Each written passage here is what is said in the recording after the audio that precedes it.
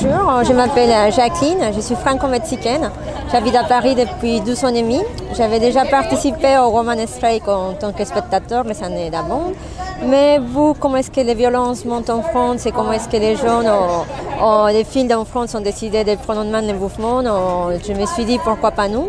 Et les gens qui habitent ici, il faut aussi qu'on parle de ce qui se passe chez nous, parce que pour beaucoup de monde, la France est le pays de l'amour et les droits de l'homme, mais aujourd'hui on sait qu'il y a des choses qui ne sont pas bien.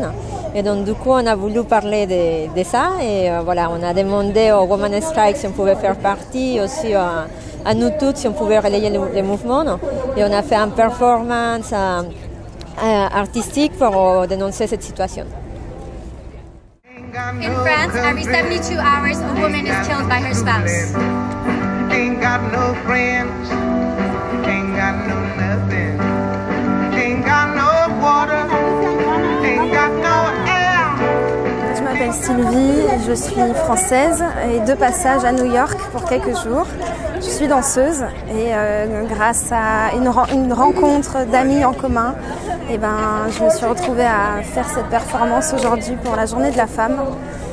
Donc ça a été aussi pour représenter la France entre guillemets dans cet événement et j'avais envie vraiment de symboliser la voix des victimes pour libérer en fait cette voix et la sortir. Donc voilà, j'ai proposé une performance courte sur vraiment la libération en fait, principalement de la voix. My body, my rights.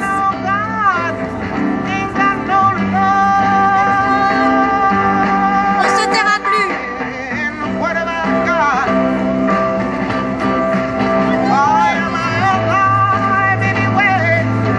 Nous toutes.